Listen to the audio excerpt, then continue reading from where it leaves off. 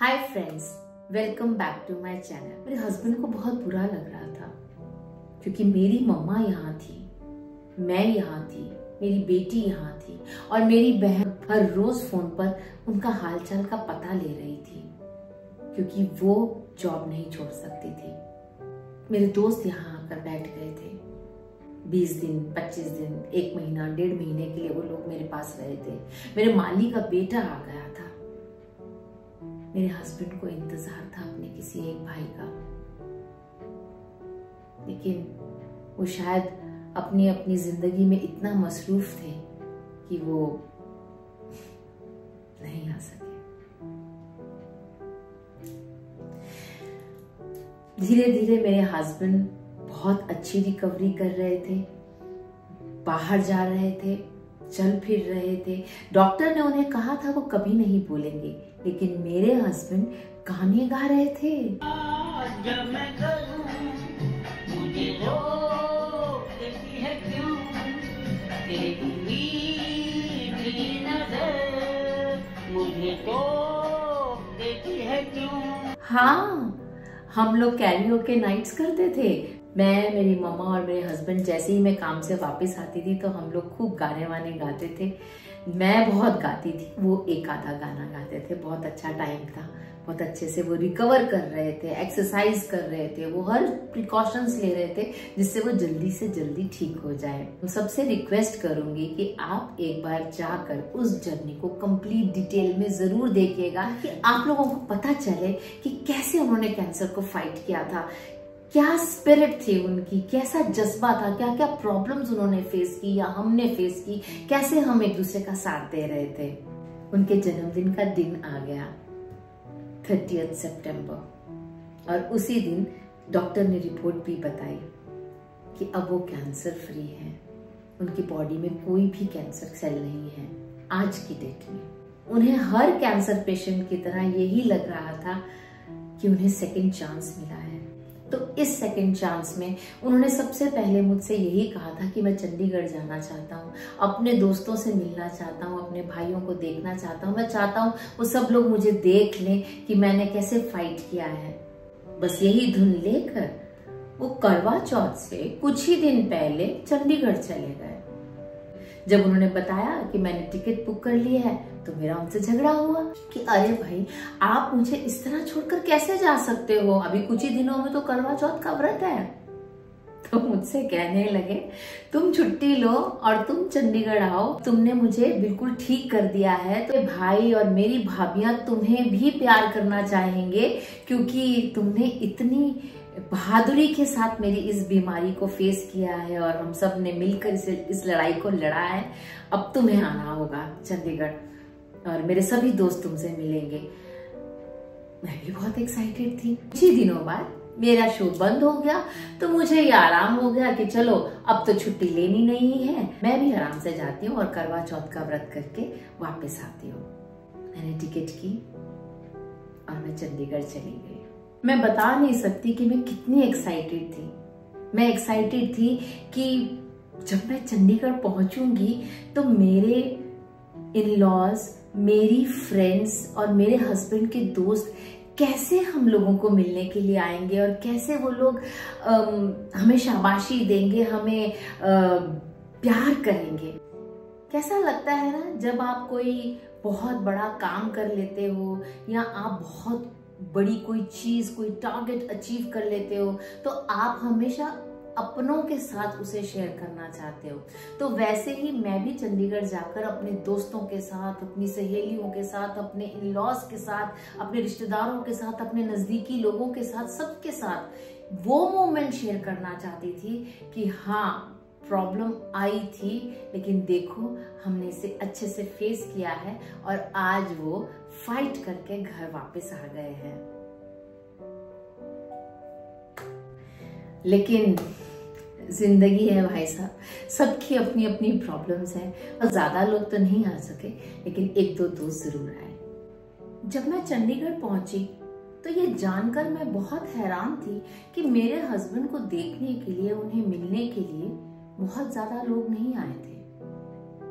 पर मैंने इस बात को उनके सामने जताया नहीं। जितने लोगों को मुझे मिलना था, थैंक यू कहना था, या वो लोग जो कंटिन्यूसली मुझसे फोन पर बात कर रहे थे, मैं उन सब के पास जाकर, उनके घर जाकर उन्हें थैंक यू करना चाहती थी।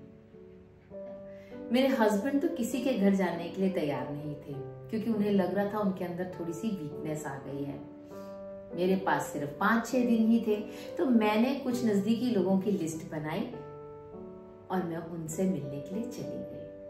शादी से लेकर अब तक मैंने कभी भी करवा चौथ की कोई भी शॉपिंग अकेले नहीं की थी। इनफैक्ट जो खाने पीने का सामान होता है, मैंने वो कभी खरीदा ही नहीं था।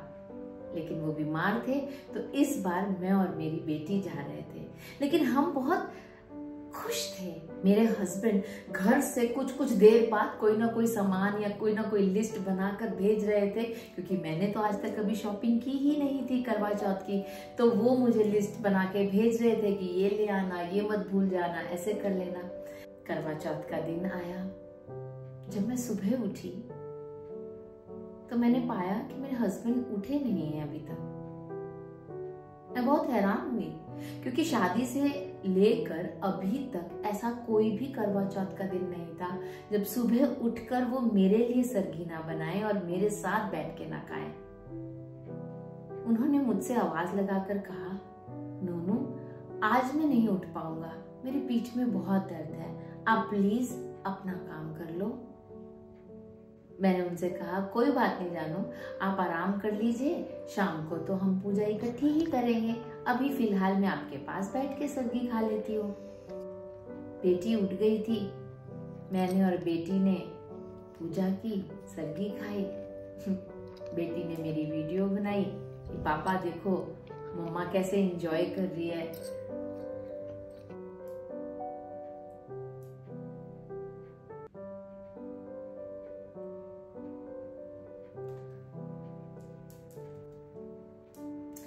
शाम तक आते आते भी मेरे हस्बैंड बेटर फील नहीं कर रहे थे।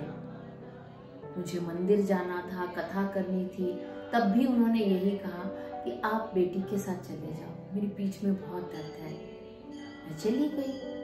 शाम को जब चंद्र अर्घ देने का टाइम आया तो मैंने उनसे कहा कि जानो अब तो उठने की ट्राई करो, मैं आपकी हेल्प करती हूँ, आप कपड़े चेंज कर लो ताकि मैं पूजा कर सकूं। उन्होंने कहा, नहीं नहीं नन्नू, मैं जल्दी से नहा लेता हूँ और हम दोनों मिलके चंद्रमा को अर्घ देंगे। जल्दी जल्दी वो नहा कर आ गए और उन्होंने जो भी उन्हें अलमारी में दिखा वो पहन लिया, पूजा कर ली।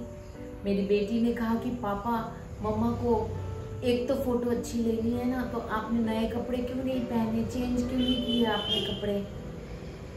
तब उन्होंने वो नई शर्ट पहनी और मुझसे कहा, नन्नू मैं पैंट चेंज नहीं करूंगा, मेरे में इतनी हिम्मत नहीं है, शर्ट चेंज कर लेता हूँ, आप ऊपर से मेरे साथ अपनी फोटो ले लो। बहुत ही क्यूट लग रहे थे वो, बहुत ही प्यारे। मेरे मुंबई जाने में अभी 2-3 दिन बचे थे और मेरे हस्बैंड अभी भी पीठ दर्द की हल्की हल्की शिकायत कर रहे थे। मुझसे कहने लगे, दिवाली तक रुक जाओ। मैंने कहा, अरे ये क्या बात हुई, मैं तो टिकट करवा कर आई हूँ और एक नए शो की बात हो चुकी है, मुझे उसके लिए जाना है। तो मुझसे कहने लगे, प्लीज रुक जाओ, दिवाली यही मनाकर फिर आप चले जाना और मैं 15-20 दिन बाद आ जाऊंगा। इतने प्यार से उन्होंने कहा था तो मैं कैसे उनकी बात टाल सकती थी। मैं भी मान गई। लेकिन दिवाली तक उनकी सेहत में कोई सुधार नहीं हो रहा था। मैं उनसे बार बार डॉक्टर के पास चलने के लिए रिक्वेस्ट कर रही थी और वो थे कि बस टाल ही रहे थे। कह रहे थे ऐसी पीठ दर्द तो मुझे पहले भी होती है, 1-2 दिन रेस्ट करूंगा ठीक हो जाएगा। दिवाली पर मेरी बेटी ने एक गिफ्ट आइटम्स का स्टॉल लगाया था जिसमें उसके पापा ने ही उसकी हेल्प की थी। लेकिन जब उन स्टॉल्स पर वो 3 दिन पहले जाने का टाइम आया तो मेरे हस्बैंड ठीक नहीं हुए थे और उन्होंने मुझसे रिक्वेस्ट की कि बेटी के साथ मैं वो स्टॉल पर चली जाऊं। मैं चली गई, लेकिन बैक ऑफ द माइंड ये चिंता मुझे खा रही थी कि अभी तो वो कुछ दिन पहले ठीक थे और अचानक से पीठ दर्द कहाँ से आ गई। अब हम दिवाली भी इंजॉय नहीं कर पाएंगे। उनकी मर्जी की बात थी तो मैं उसे टाल नहीं रही थी। लेकिन दिवाली के दिन सुबह जब हम मिठाई लेने के लिए जा रहे थे तो मेरे हस्बैंड एकदम खड़े खड़े गिर गए। वो गिर ही रहे थे कि मैं बिल्कुल पास में थी और मैंने उनको कस के पकड़ लिया और मैंने जल्दी से उन्हें चेयर पे बिठाया और उनसे पूछा, जानू क्या हुआ? मैं बड़ी घबरा गई। मुझे ये समझ में नहीं आया कि ये कहीं हार्ट अटैक सिम्टम तो नहीं है या कुछ वीकनेस के कारण गिर गए हैं या कोई ब्लैकआउट हुआ है, क्या हुआ है। बेटी भी एकदम घबरा गई, उसने भी पापा को पकड़ लिया था। कुछ 1-1.5 मिनट के अंदर ही हस्बैंड ने एकदम से कहा कि नहीं मुझे ना चक्कर आ गया था।